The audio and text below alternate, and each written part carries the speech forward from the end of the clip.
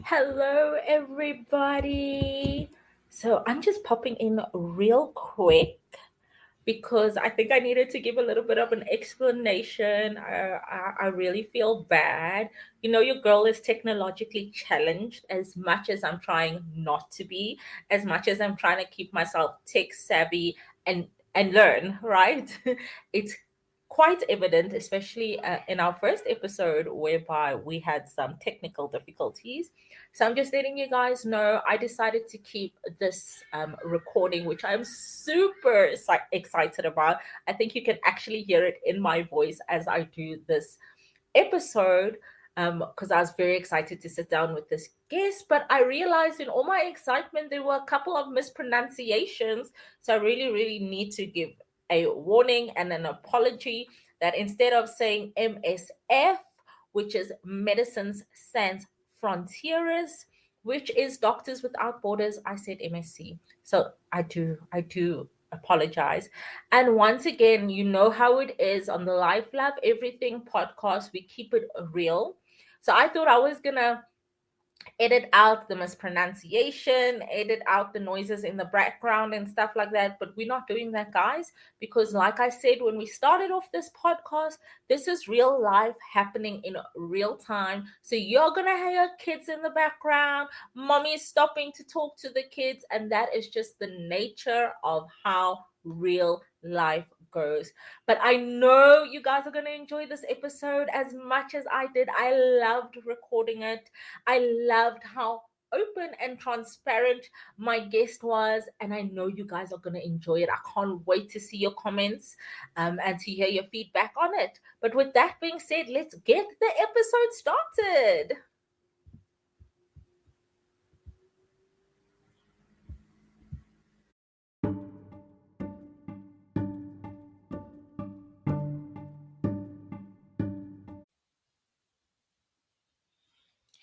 Welcome to the Life, Love, Everything podcast. I am your host, Tasman Boita. I'm not going to lie.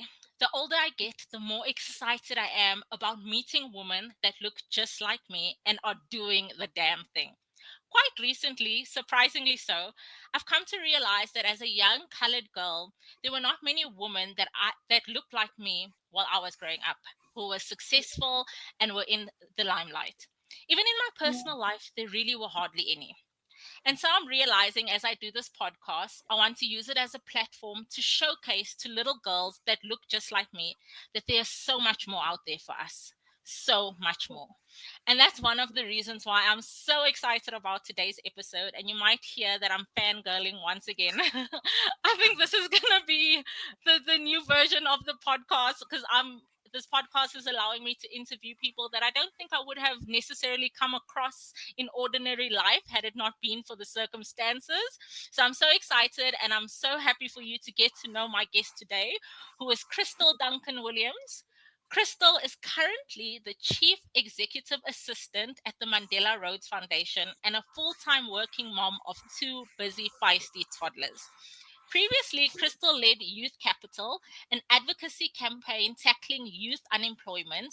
And prior to that, she advocated for community health workers across South Africa and Malawi in her role as a research and advocacy advisor at MFC, which is Doctors Without Borders. And I'm not going to say the other name because I don't know how to pronounce it.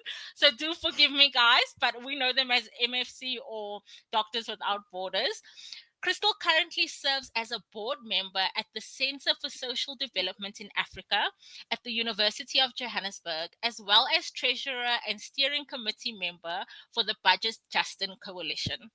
Kristal completed her master's in public health in health economics at the University of Cape Town, UCT, as a Mandela Rhodes Scholar in the class of 2014.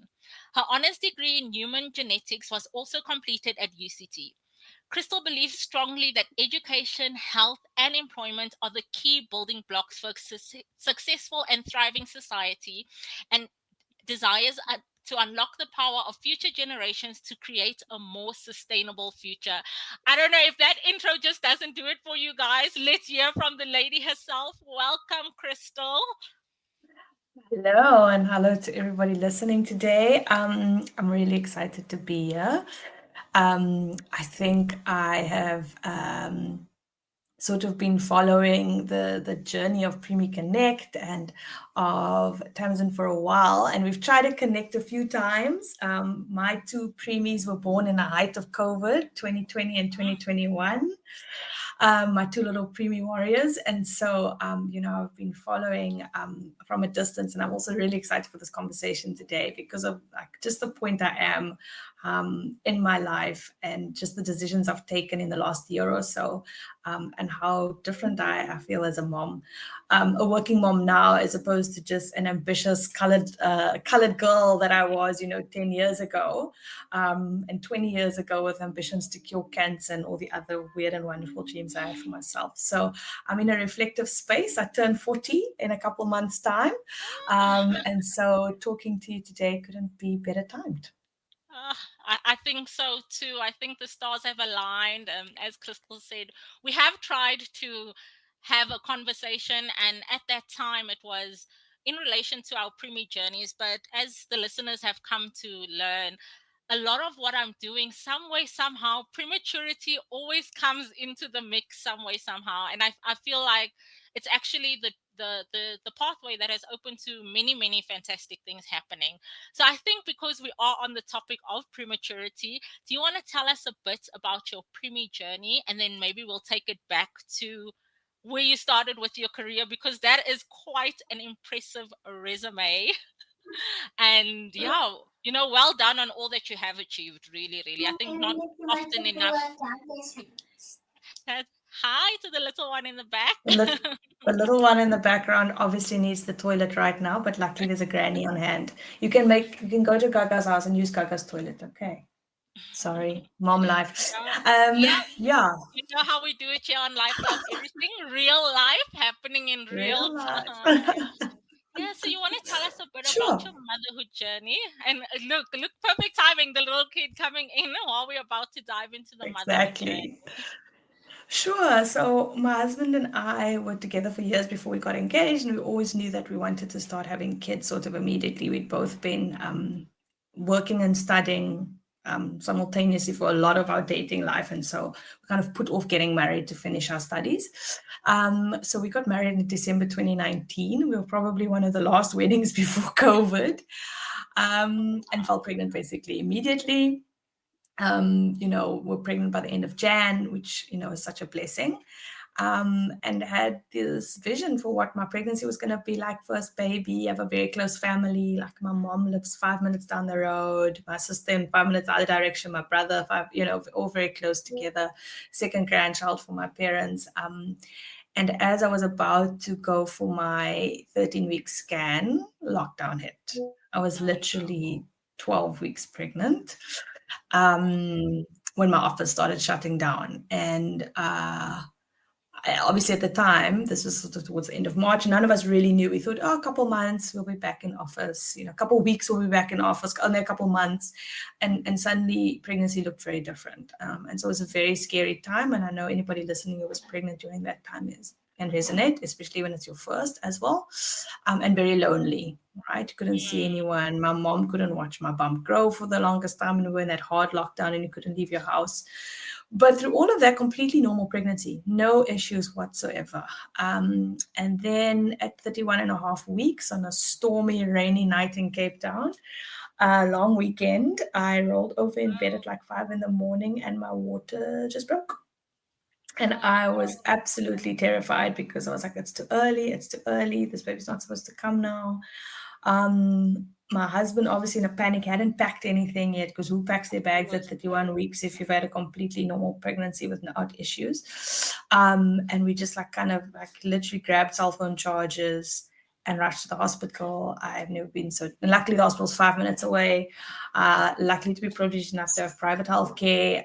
So, was rushed straight in, and baby was fine, thankfully. Heart monitor on, but I was having like hectic contractions already.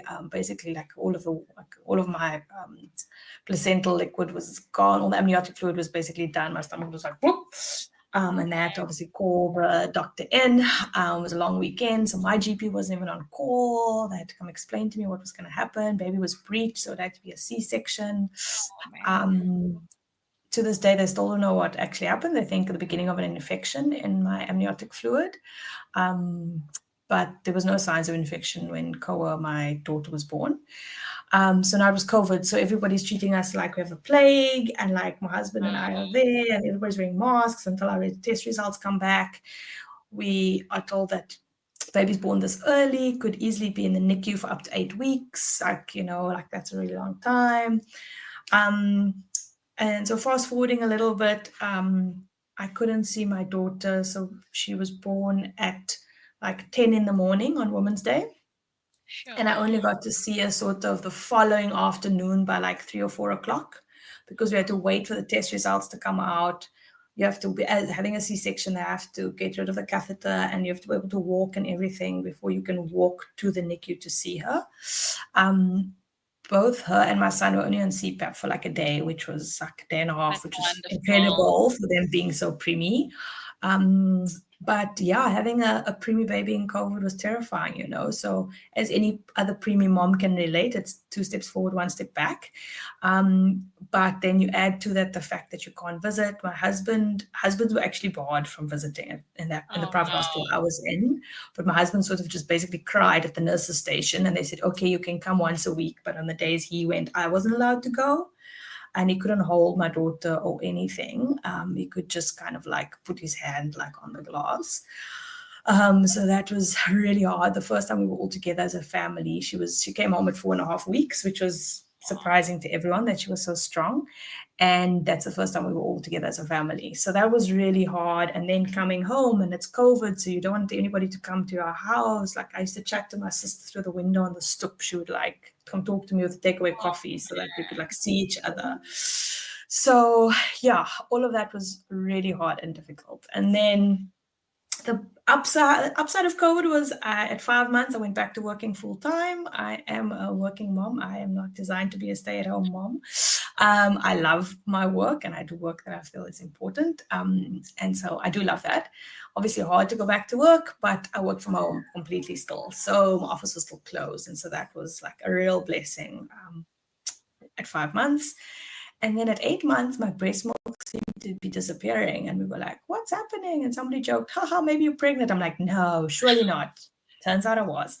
And so we had another one on the way. And again, completely normal pregnancies. Everything's fine. I saw my gynae on the Thursday. Level 2 lockdown, so not as hectic, a little bit easier, less isolating. But again, no issues. Obviously, they're watching me more closely this time. And so on the Thursday, I had a gynae checkup, and she was like, there's no reason this baby should come early. Everything looks fine. Monday night, started spotting, went to the hospital, put me on the heart monitor. They're like, we're not happy. I think this baby needs to come out. And it turns out that I actually had a clot on my placenta, and my placenta was starting to atrophy. So they made the right call to deliver baby early. So just over 32 weeks for my son. And it was like end of November. We thought he wouldn't be home for Christmas. Again, COVID spiking, December holidays, all very scary. But he was home in 3.5 weeks. So yeah, He was a little rock star as well. But yeah, all of that kind of having to give up 2 kind of dreams about what my journey into motherhood looked like. One, just having this idea of a normal pregnancy, like with people around you and baby showers and all of these things.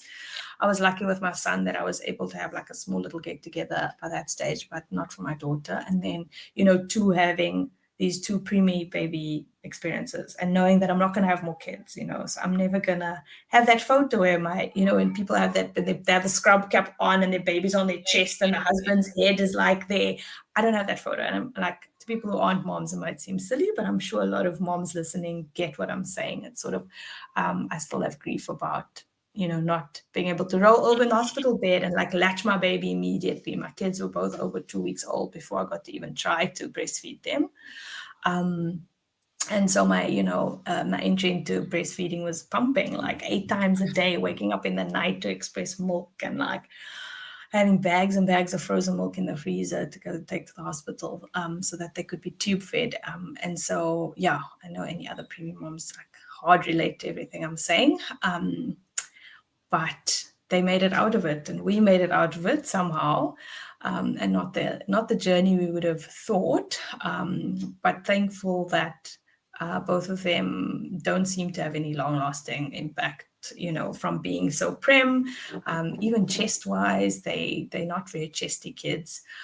So been really, really blessed around all of that. And could dig into just how cautious we were around germs and whether that protected them in the early days. I don't know. I'm sure my scientist brain is like, somebody surely is going to do some research on this sometimes. I also know there was an increase in preemie babies over COVID, and I think it was all of us moms being extremely stressed and our bodies just being like, baby's safer out than in. I do think there was something in the collective consciousness around that. I also think so, especially in low and middle income countries. Yeah, exactly. I mean, whereas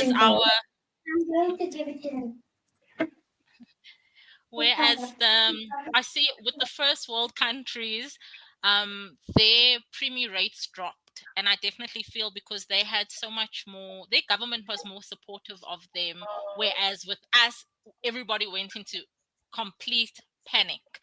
And I think that's where the difference came in the with the preterm rates when it came to COVID. And that's why now, if you look, they're saying that 13 million babies are now born. I feel like those numbers are not a true reflection. And I know that we actually, at the time, we did a global survey. And unfortunately, there weren't many South African parents that participated in that survey for us to have a realistic, amount of what our numbers were. But I agree with you. I saw way more preemie babies born between 2020 and 2021, I think, than I have even now. So for sure, yeah, that was the difference. But was your husband allowed to be with you when you gave birth to your babies?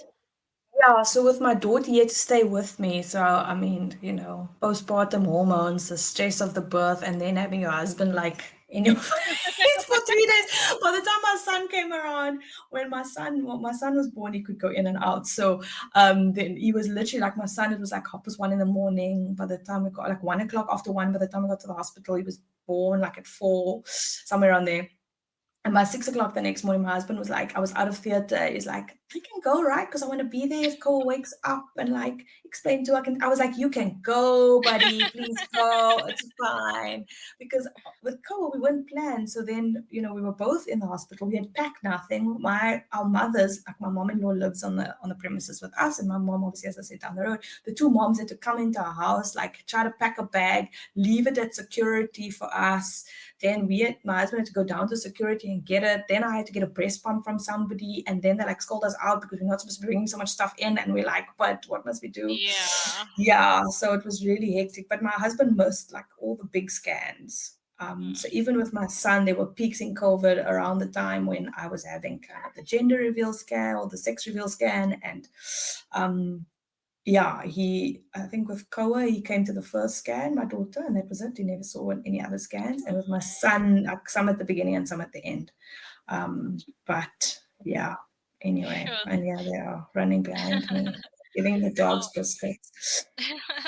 Shay, I'm so sorry that, things turned out that way, but I'm so glad to hear and see that they are doing so well and that there are no long-term effects, because we all know how prematurity can go ups and downs throughout your life. Yeah. So I'm so glad to hear that they are doing so well.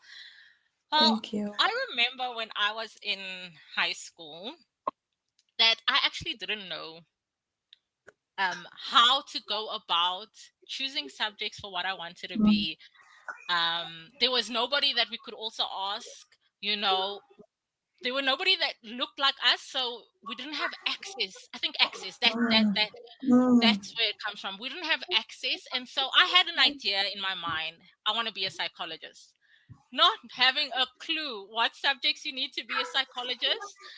Where would I go to study to be a psychologist? And I also knew that, coming from a poor background, the chances of me going to university was slim to none. But, when you're young, you have goals and dreams and you think anything is possible and the world is your oyster. And by the time I actually managed to figure out what it is that I needed to study psychology, I was already in matric. None of my subjects made sense. Never mind to go and study psychology. It was just random subjects that I thought, I'd be good at doing them and I'd be able to pass well doing those subjects. And so I want you to take us back to, here is little Kristal in high school. You're choosing your subjects. This is what you want to do. This is what you want to be. And I know we have kind of similar backgrounds. And then talk us through how you ended up getting the scholarship and to where you are now. Yeah, I have a weird and wonderful path.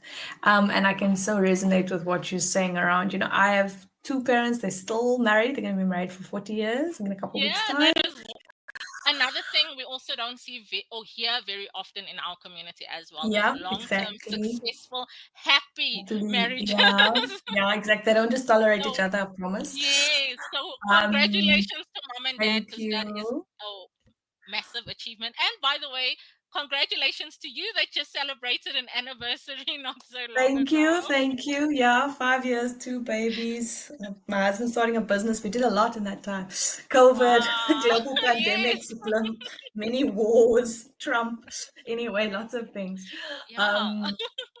Quite a few job changes, but yeah, thanks so much. So I have two parents who did their best, right? Like, I know there are many people listening who might not even have like parents who were able to be available for them. And even with that support, my dad never finished high school. My mom has a matric. They tried to support me, but they didn't know themselves. They didn't go into university. So I was always very inquisitive. I'm very curious. I've learned that actually as a terminology about myself through coaching this year. I have a curious mind. And I think that fed into me looking beyond, just desperate for stuff, And as you know, it's not like we could just Google stuff in our day. But my high school did have this computer program. And for those of us who are old enough will remember MS-DOS with the green text on the black screen. The Gen Zers will be like, what is this woman talking about? But anyway, they had this program, I remember it. And in life orientation, we could play this game, or I don't remember, it was something on the computer where you could look for jobs. And I came across microbiologist. And when I read the blurb, I was like, oh my gosh, I was 14. I was like, this sounds amazing. And then again, I was privileged that my aunt was a nurse at Kristal. And because she was a nurse at Kristal, then had access to a lab to go and speak to people who were microbiologists, right? Which is a privilege that just the universe, And so I think that modeling that you spoke of is so critical. But even that, then I kind of, again, my mom would take me to UCT at the open day, I think when I was in grade 10. Took me to the UCT open day. Again, I had a mom who was able to take me. Even if she couldn't give me the answers, she tried to take me to a place where she hoped I would get some answers, right? And then the same as you, getting into UCT and then just not knowing how we're going to pay for it. This was before NSFAS kind of had the missing middle included. So we were at a stage of not poor enough, not rich enough, which I know many people from kind of our generation can empathize with. And I was lucky, I did really well in matric. And at the time, UCT had a first year scholarship thing. If you got so many A's, you got so much money for science, because they're obviously trying to draw people to study BScs. And so basically, because I did so well, the money from UCT almost completely covered my fees, which was great. I lived at home. I took the train into campus, and that was fine. And then second year rolled around and we're like, okay, now what? And we took a student loan. And then third year rolled around, now what? My parents remortgaged their house. Oh, no. And I started, and then I started out doing microbiology, loved genetics, but again, completely my parents couldn't help me. I really struggled with first year. The high school that I went to is a former Model C school, but it's really gone down. I went to Plumstead High. So the level that I was taught versus first year were a big jump. And I was with my fellow students who had gone to the top tier or the Ivy League, Southern Suburbs kind of high schools. They grasped the concepts a lot faster than I did. And that was really difficult for me, coming from being a top A student to failing physics. I never failed any subject in my life.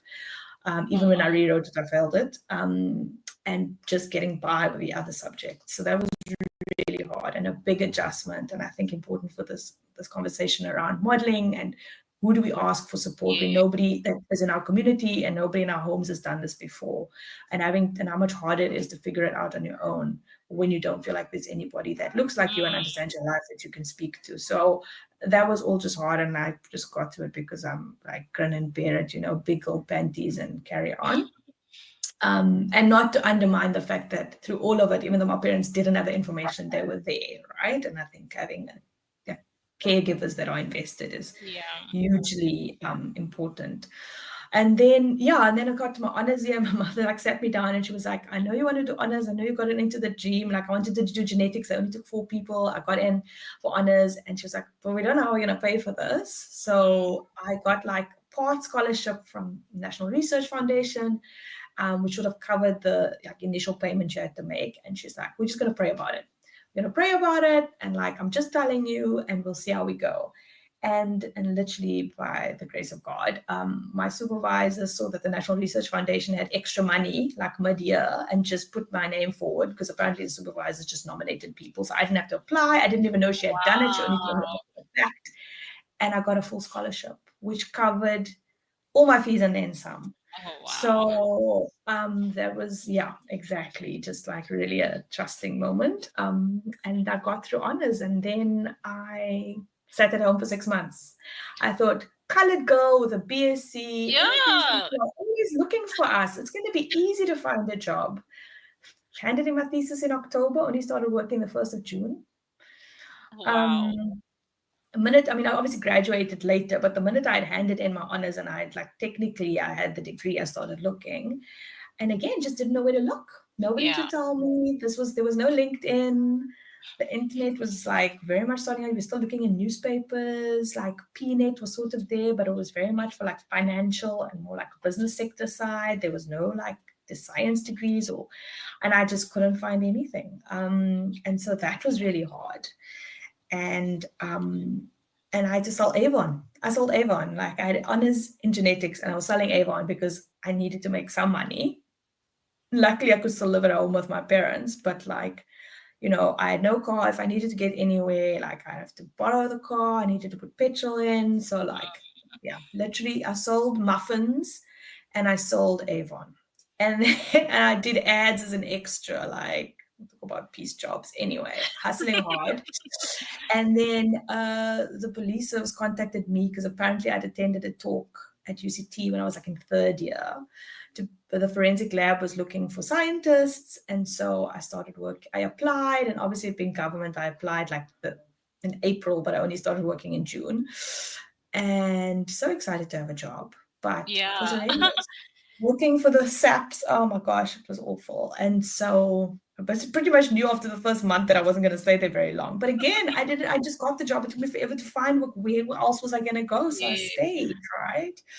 And after a year, I was like, oh, I can't. So again, social networks, I put feelers out on Facebook. I literally Facebook messaged everybody I knew from when I studied, who was either in the lab with me or was in my class. And I was like, if you hear of anything, I'm desperate. And that's how I got the job ad for my next job. Wow. Working in a lab at UCT, doing cancer research. But then being the extroverted person that I am, just feeling being in the lab's not really for me. I want to be more in community. I want to feel connected with people I'm trying to serve. And so, again, a whole 2-year journey. But again, I had to go and look for that, right? I had to find people. I had to think about what friends, what networks I have, and literally just talk to anybody who's willing to talk to me. What job do you do? Oh, what's that like? What qualifications do you need? What does your day look like? Oh, I don't know. Just asking questions, trying to figure out what my next step is, which is how I got to the Masters in Public Health. And because I was at UCT, I saw an ad for the Mandela Rhodes Scholarship. And you think Mandela Rhodes Scholarship was super prestigious. You're like, oh, should I even bother? And the funny thing is I had just missed the cutoff to start the Masters. So I think the final date for registering for the Masters in Public Health was the 30th of Jan or something. And I decided the week of Valentine's, it was literally 2 weeks. Like once I figured out what I wanted to study and I looked it up, it was like, oh my gosh, I just missed it. I could have started this year already. But again, everything for a reason. Because if I had started then, I wouldn't have, like, the Mandela Rhodes Scholarship, like, the applications are open like March to May, you know, for the following year, because it's such a hectic recruitment process. Oh, wow. So I decided kind of in Feb, I'm going to study this thing next year, January. And then was on the lookout for scholarships, applied, not thinking I'd ever get it. And I did, which blew my mind. And Mandela Rhodes Scholarship, for anybody who's gotten it or anybody who's thinking of applying, or you have to be 30 or under. I just made the cutoff. I was like the oldest person in my cohort.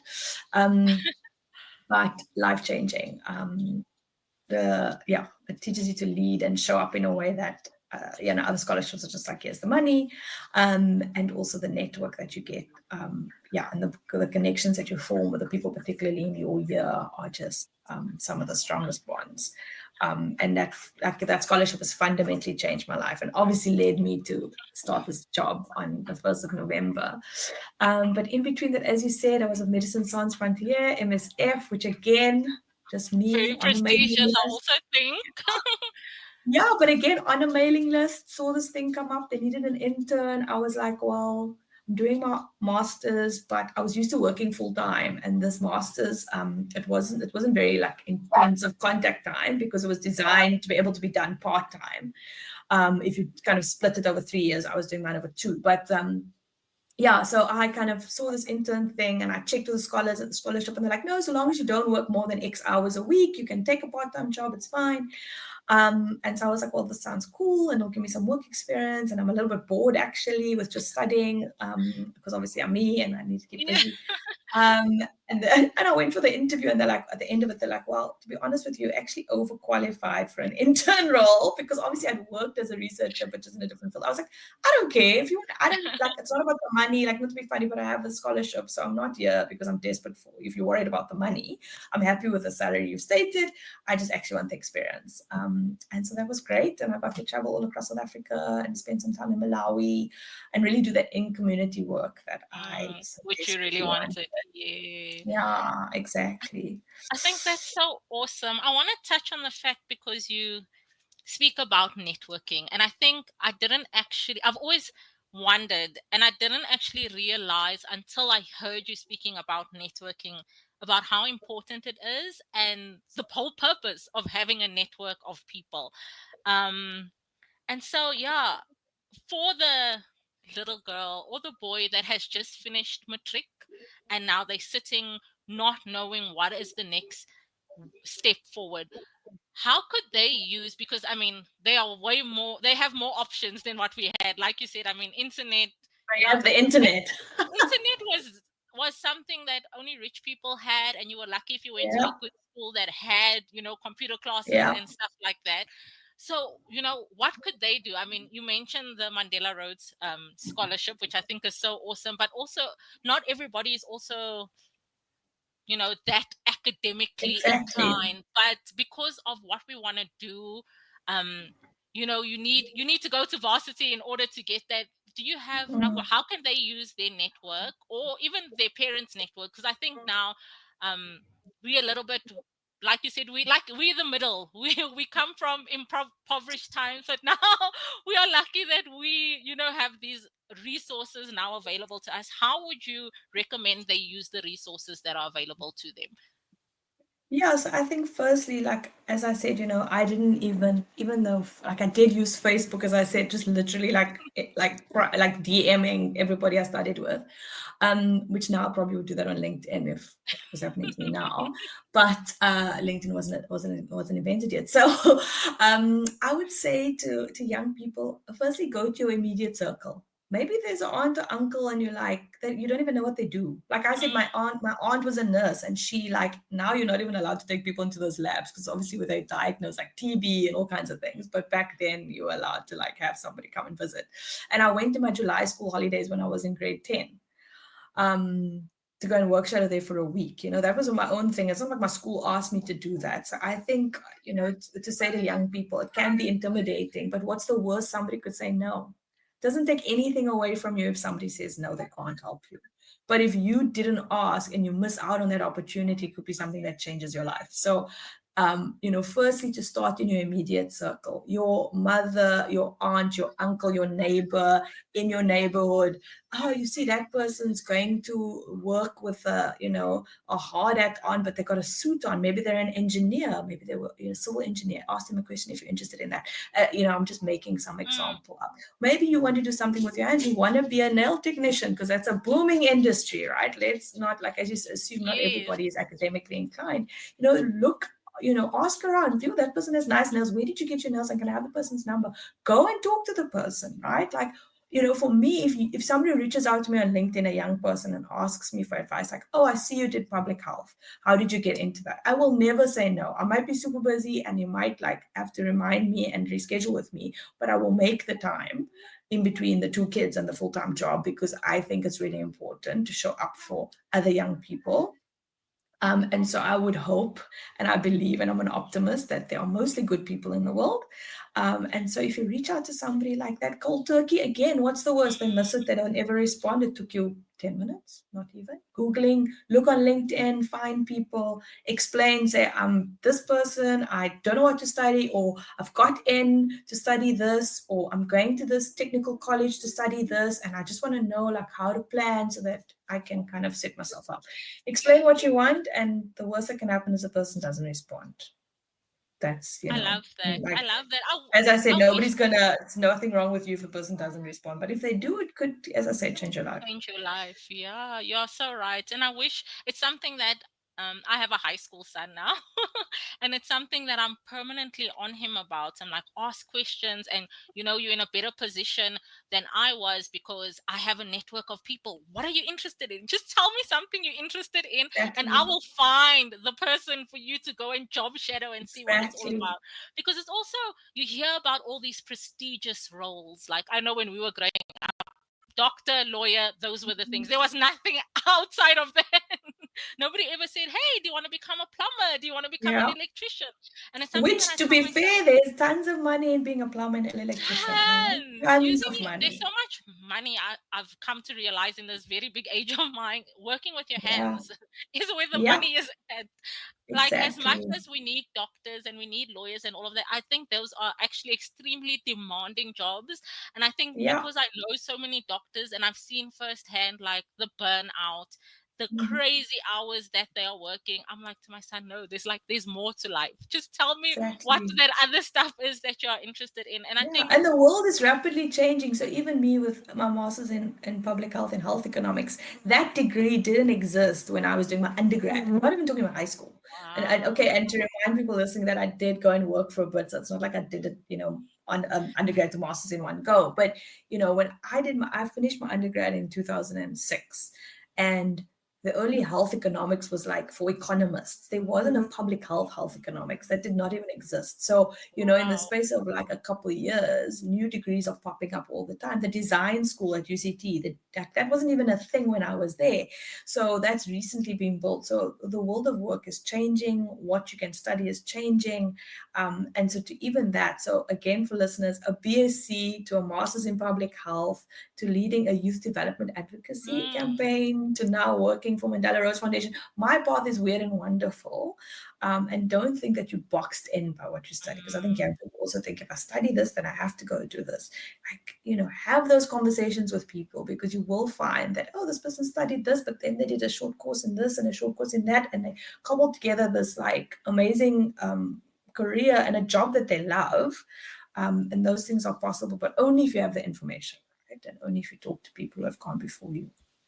That is so true. And I think which brings us to where you are now and the change that has happened for you now, because I also know, I think because I had my first child, I was very young. So I think when you're young, you like go, go, go, go, go, go, go, go, go. And by the time I got to number 3, I was like, something has got to give. Like, I can't be out of the house so much, away from my kids. It's so hard juggling with having my preemie who has a million different doctor's appointments, having to continuously ask, because people, if you don't understand prematurity, if you've never experienced it, or you don't know anyone who has been through it, you'll never understand, like, at one time, I think my premier was seeing 5 different specialists, and they can be different days, different times, different departments, different facilities. And you going to a boss saying to them, hey, I need time off on this day. And then they don't understand, because we were in the public health sector. So that works on a first come, first serve basis. So you have to be there at the crack of dawn. And And sometimes wait you're your there. turn. Yeah, and you're there until 2, 3 in the afternoon, and they don't understand, why can't you just take your child, come back to work? And so for me, it got to the point whereby I had to choose what was more important, was making money. And let's be honest, we need money in order to raise these children. But was it making money or being, fully involved and fully aware with my children? And luckily, my husband afforded me the opportunity to step back from the work, and he carried the financial load while I focused on the children. And so I think it's interesting to hear your perspective of how you got to where you are now, because I know being a mom and being a boss babe sometimes don't necessarily go hand in hand No, as much as we no. wanted to. And I feel like when you're focusing on the one, then you tend to be neglecting the other one, not on purpose, of course. And we all want to be the best moms that we can and do the best that we can while trying to still fulfill our heart's desires and all of that. And I feel like you and I are very similar in that, we're always willing to try something new, Mm. do this. So how did you manage it? And then how did you get to where you are now, where you've decided to not be so much in the forefront of everything, but still fulfilling your desires of your heart? Tell us a bit about that. Sure. So, I remember coming back from having my son. So, he just turned 3 in November. Came Aw. back in Jan of 2022. Um, and no, Jan. He was born at the end of November. I came back Jan 2022, right? Like beginning of April. And I remember coming back and just saying, this work, like my work environment was so great. They're so accommodating, super So flexible. We had nice. we had a breastfeeding room. I could go sit there and express. I was only in the office 2 days a week. And I just said, like, this is like, I can't imagine leaving here, being a working mom. I can't imagine a better work environment. But then, and because we were still coming off the back of COVID, a lot of things were virtual, they were online. I could say no to travel a lot. And over time, that just shifted. I think because actually my team did so well with Youth Capital and its work, the work was getting bigger and bigger. And if I look back at last year, I was literally in Joburg every month. Oh, wow. For 3 days, like 2 nights away from home every month. And so even before it got to that point, like I was starting to feel like, sure, like I love Youth Capital. I really believe in the work. I think it's an incredible project. I think it has incredible potential. But I don't feel like I'm ever fully present with my kids, because even if I have the flexibility to work from home and then go fetch them and then bring them back and carry, I'm like half with them, I'm half on my phone, I'm checking social media, I'm responding to my team. And so I'm never fully in one place. I'm just half and half all the time. Right. And then like travel. So I could, before I had kids, if I had a 9 o'clock start or like I had to be at a conference at 9, I would fly the day before. So you get a good night's sleep, you get up in the morning, you have breakfast, you drive to the conference. But now because I have kids, I don't want an extra night away. So I'm getting up at 4 to take the 6 a.m. flight, to rush to the meeting, to like sometimes fly back at 7 that evening. So at least I'm home in the evening, like they might be in bed already, but I'll be there when they wake up, and like just stretching myself in all these different kinds of ways. And it just felt exhausting. But at the same time, I'm like, how do I find meaningful work? I thought about the consultancy thing, like trying to give myself flexibility. And yeah, like really went through with a coach. And actually through that coaching process, like I realized that my approach to work had shifted. I was the A student. I was the overachiever. I wanted like big picture stuff, like think hard and deep. And I was like, actually, like, I need to take a step back. I need to step away from this role. Like, and like interviews, I was like media, when unemployment stats come out, I'm literally like being interviewed from 6 in the morning till 6 at night. 9 o'clock at night, I'm on an hour-long chat on the radio. Like, it was just like, as much as I love the work, I just seriously consider. And before I took this job, obviously I didn't know that this like dream job was going to come my way. But I said to my husband, even if I have to take a cut in salary, like Like, I think we got to figure out a way to make this work, exactly as you say, like your priorities kind of shift. And even dealing with youth unemployment, you know, you've got the mental load of motherhood, and then you do this work that's really hard, right? And you hear the stories and experiences of young people, and you feel for them, and you've got your own mental load and emotional load to carry, and the load of the work. And I was lucky that this opportunity came along. Very rigorous recruitment process to get the position that I'm in now, like 2 months of it.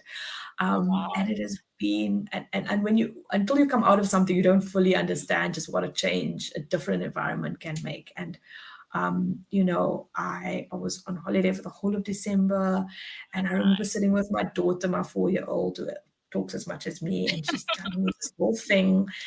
And I just suddenly realized that I didn't even know where my phone was. It was like a Wednesday afternoon. And usually this time I'm like on my phone. Yes, okay, well, how was your day? Okay, let's read a story. But in between, I'm checking my phone. I'm like, okay, let me make you a snack. Like, on the phone with somebody from the office. And to just be able to have a job where I can set these boundaries, still doing incredible work. Like, obviously, the scholarship changed my life. I couldn't believe in something more than I believe in this. But having a job that's a little bit less in the limelight and being able to set those boundaries has been so incredible. And and so I think, you know, us, especially us A-type personality, like moms, we think that everything like must keep going as it was, and it's impossible for that to happen. And so I think it's important to take a step back and say, well, actually, those things I believed about myself, is it really true? Right? Do I really need this? Do I really want to do that kind of work that like 5 years ago I wanted to do? Or actually, do I want to do something that's different? Because my mental load is different at home than it was before I had kids. And I think we have to have those honest conversations with ourselves. And as you say, have a partner, like for those of us that are lucky to like do this motherhood journey in a pair, to have a partner who says, okay, I'm going to, like, if I have to show up for us differently, I can do that, to allow you to figure this out, is such a gift and a blessing as well. It is. Wow. So I'm glad that you're saying, like, it's okay for you to change your mind. I think even for myself, it's a very bittersweet pill to accept and to realize. But I think once you get to that realization of what's important and what matters to you, as much as we're trying to save the world, but you know, you have to save yourself first so that you're able to save the world. So I think, for our listeners, mommies out there who are listening to it, it's okay to change your mind. Like, our paths change. Life is always changing. It's always, you know, there's ups and downs and ebbs and flows. And just because you decided to study a particular thing and you found out doesn't mean you have to do it for forever. Yes, I love that. I agree. I love that so much. And I like the fact that you said earlier that you wanted to make space for others, and that you, if somebody reaches out to you and asks you about, you know, work or whatever it is, that you will always go back and tell them and explain to them. I don't think many people are like that. Like, in my experience, I have never had somebody be like, okay, you want to know about this? I'm the kind of person, I need you to speak to me in layman's terms. Step 1, you need to do this. Step 2, you need to do that.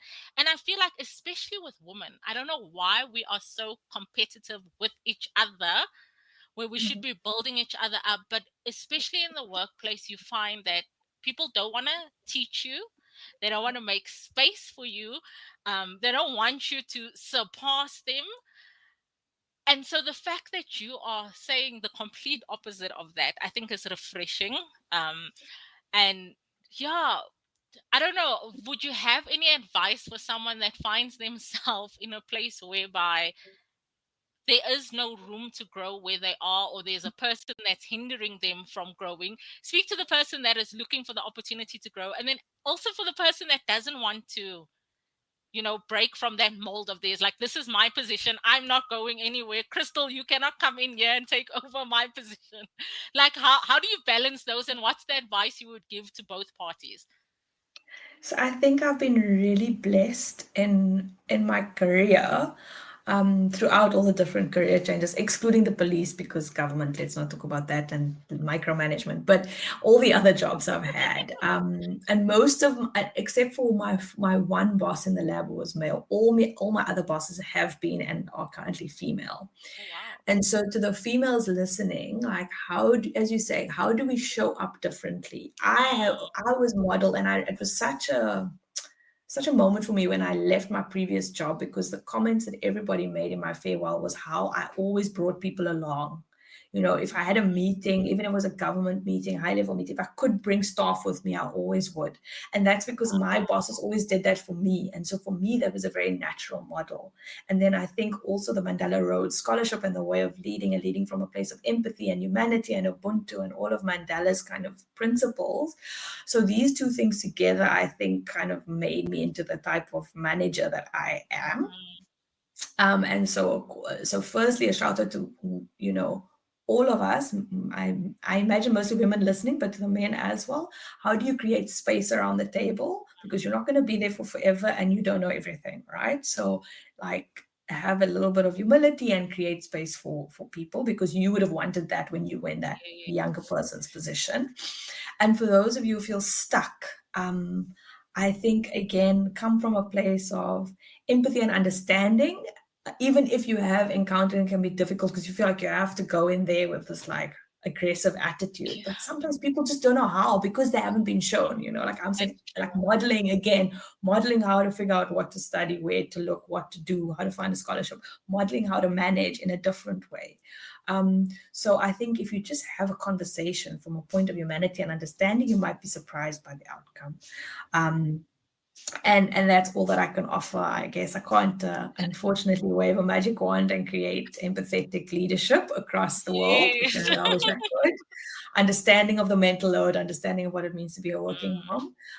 But I think if we each can kind of be a little pocket of change in our own way. So do it for your kids, how you show up in the home where you are manager of that household. I think you're modeling that. And if we all start behaving and being, that our way of being in the world changes, then hopefully that has a bit of a ripple effect. I love that. I absolutely love that. And then before we go, Kristal, what about the mommy like you and I, who is sitting there saying something has to give, something has to change. I can't keep showing up half and half. You know, I want to be 100%, whether it is 100% in the career or 100% at home. I think there's nothing wrong with choosing to want to be a mom full time, you know, if life does allow you. I encourage it, especially in these early years. If you can take that break, take it.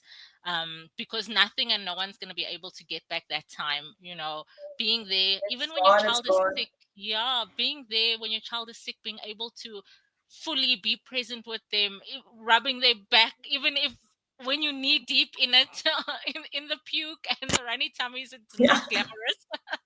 But when you look back at it, they will remember it and you'll remember that you were there. So I know there are women like I myself, I took a pause. I wouldn't say in career, because I feel like I don't actually have a career. I have jobs that I do, but I took a pause and I've gone back. And there are some mommies that they would like to do that, or they just, you know, they're looking for that perfect balance. What would your advice be to them? So I think we all make the mistakes. And something I should have mentioned in my motherhood journey is that I fell apart with postpartum depression when my son was 14 months old. And exactly that, because I was like, grin and bear it, get your preemie babies through, they in COVID, just survive. And then like the wheels completely came off when my son was 14 months old. And so that is not the way to do it. But I think when you're in it, like, it's hard to see. Like, I don't think I could have done anything differently. Even knowing what I know now, I think I probably still ended up in the same place. It's also just to say to other moms, like, you know, once I spoke openly about the fact that I had postpartum depression to my other mom friends, then it all turned out that everybody had been on, like immediately after birth, for almost all of them. I was one of the rare cases where it was like late onset, but everybody had been on it, but none of them had spoken about it. And we've spoken about, like, you know, deep motherhood stuff, and nobody had spoken about that. So I think to be able to be honest about where you are at, even if it's not on a podcast to a global stage, because not everybody is the extroverted me, I understand that, but to at least one other person, right? To say, I'm really struggling with this thing, or, I just need a little bit of time for myself. Even if you fork out once a week for an hour a week, you have somebody watch your baby and you go for a walk to try to figure out a next step. Because I think often with moms, there's no time for you to think. You're like, oh, something needs to change. But you're packing school lunches and you're changing nappies and you're washing dishes and you're washing clothes and you're going to your job and then you're fetching them from school and you're doing it all over again and you're not sleeping because the child's still waking up. Where must you find the time to think about what to do? And I remember being on this coaching program. I had 6 coaching sessions. And I remember saying to her, just the gift of having an hour that I know we're going to spend thinking about that, and knowing I'm meeting you in 2 weeks' time and you told me to think about these things. So I have to make time to do the thing before I see you, even that.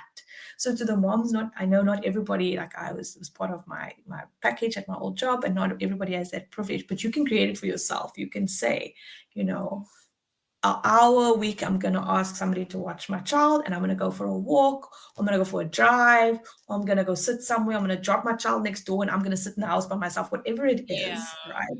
To have the time to think, because otherwise you're never going to figure out, and then to be honest with yourself. And so maybe like me, I think better when I talk out loud to somebody. Other people, it might be journaling. Other people still like reading a book, listening to whatever it is that works for you. I think the starting point for a busy mom is carving out time to think. And then you can talk to people. You're like, oh, actually, I like this thing and this thing. And then exactly as I told the matriculant, look on LinkedIn. But again, you need time for these things. So, which I know is really hard to do when you're a mom. And if you're a single mom and a working mom and all these other things, it all adds to the plate. But if you are able to, I think that just carving out the time to think about it is the first step. And then to trust yourself. So I was when I met my husband 12 years ago, I was not going to get married. I was not going to have kids. I was not interested in any of that. I was going to be a career woman, and look at me now. So things can change. Absolutely. And one quick thing with the postpartum depression, did you know that it was postpartum depression when it was happening, or did someone have to point it out to you when you spoke to someone about it? And did you get help for it? How did you get the help? Yeah, so I had been feeling off for like 3 weeks. And the funny thing is, my husband's a psychologist, an educational psychologist, but he does clinical therapy as well. And he didn't, and we saw in each other's space. It was just like early, like it was having 2 toddlers. It was crazy. And like, I don't know, like it took like a really low point. It was like a Friday night, and it was a really low point. Like I left the kids I couldn't deal. I literally left them in the bath, and I said to him, God, and I got in the car and I drove away. And then I was like, what? Okay, this isn't right. And then I was like, I think I have postpartum depression. And literally that Friday evening started Googling, found a therapist, asked a friend who does family therapy and is also a clinical psychologist, again, network. Asked her like who she would refer to. She gave me the name of someone. And yes, then I started seeing a therapist, got put on meds. So it was just this aha moment, like driving away like that, literally during bath time, because I could not deal, was an aha moment. But I probably had been in it for at least a month, if not longer, by that stage, without realizing at all. Well, Kristal, thank you so much. And mommies, just on that note, you don't have to pay somebody. There are free services available. SADAG is a resource that I refer all my mommies to. It's free. Just reach out to someone, I think reaching out is the first step, saying that something is off, and, getting someone to talk you through it helps a lot. I know when we're in the middle of motherhood, you can get lost in it. You can get swallowed up whole in it. And I love that advice that you said. Just, take a moment for yourself. You have to have that me time, because you were a whole person before you became a mom, before you became a wife, before you became the boss babe. There was just you. So I know it's so easy to say now looking back, because I remember when I was in the thick of it, I was drowning so bad. But talking to someone, even if it's just a friend, helps. Exactly. It's like when we saying the stuff out loud, like, yes, I paid a therapist, but a lot of it was me just talking out loud. So, even if you can't get access to to that resource. Like there are, lots of moms who have been through it who are happy to be a sounding board for other moms, because we know what it's like. And nobody should have to go through that alone. Absolutely. Well, Kristal, thank you so much for coming on the podcast. I loved our conversation. I'm sure you and I will have more as time goes on, but thank you for taking the time out to come and sit and talk with us. Thank you so much for having me on Life, Love, and Everything. Yeah, it's been a really great chat, and I hope not the last one. I hope so too. Thank you so much. And with that, till next time, I will see you again on the Life, Love, Everything podcast. I'm your host, Tasman Botha.